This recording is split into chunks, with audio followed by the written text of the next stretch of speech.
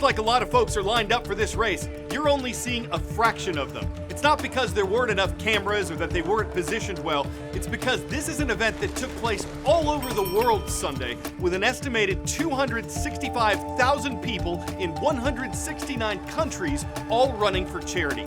It's called the Wings for Life World Run. Its motto is running for those who can't, because the goal of this is to raise money for research into spinal cord injuries and potential treatments for people who have them. How much money? The CEO of Wings for Life says this year's event raised more than $8.7 million, which is a record for the run.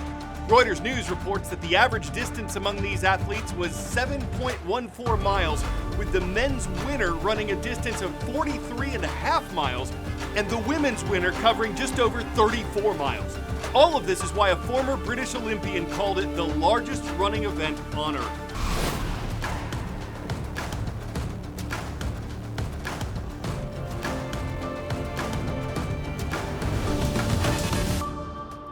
It is great to have you watching the world from A to Z. You are the best part of what we do, and I'm thankful to be your host of Non-Partisan News. I'm Azuz. Last night, Starliner was aimed toward the stars and ready to blast off from Florida's Cape Canaveral Space Force Station. Starliner is the name of a newer spacecraft built by the Boeing Aerospace Corporation. Monday night's launch was set to be the first time it carried people into space. It had test launched without them previously. And the goal was to take a crew of 2 to the International Space Station, where they'd spend a week in orbit. The actual launch happened after we produced this show, and we'll have more details on it in the days ahead.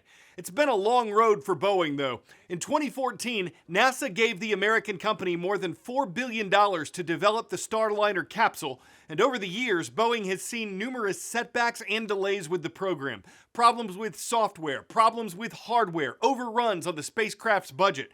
But ahead of last night's scheduled launch, the 2 NASA astronauts said they and the capsule were ready. Meantime, a nation that's a rival to the U.S. recently launched its own spacecraft on an unmanned but still potentially historic mission. This is China's latest leap in the global quest to put a human back on the moon.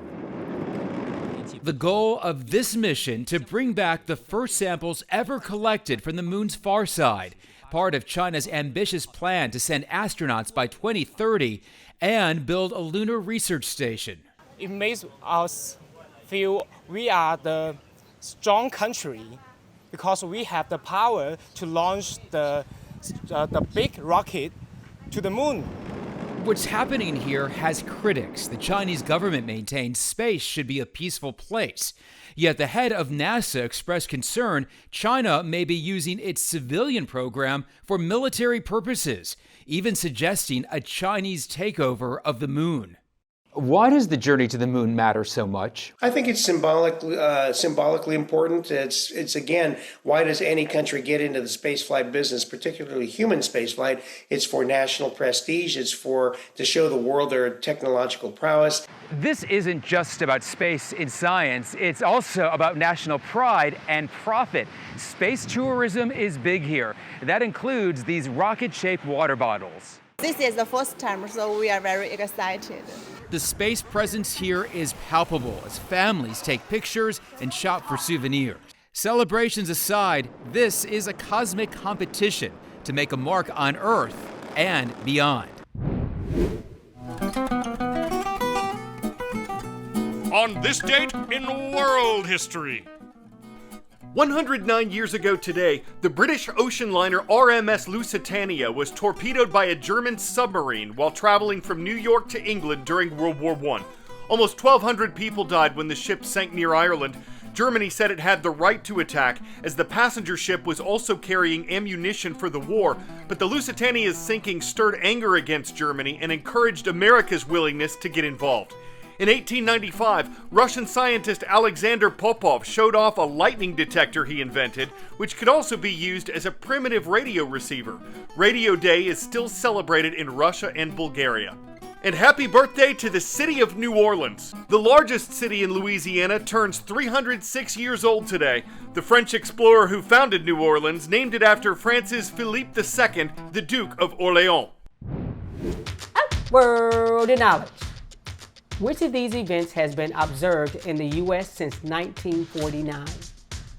Mental Health Awareness Month, United Nations Day, National Guide Dog Month, Human Rights Day. The answer is an event observed every May that aims to offer support, stop discrimination, and increase education, and its name is Mental Health Awareness Month.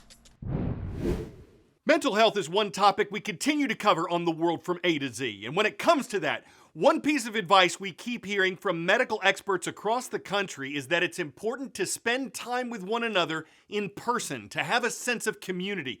Multiple studies have concluded that social media, despite being called social, don't contribute to our overall well-being like physically being around others. And the loneliness we can experience without this could contribute to heart disease, a health problem that's often associated with the middle-aged and elderly.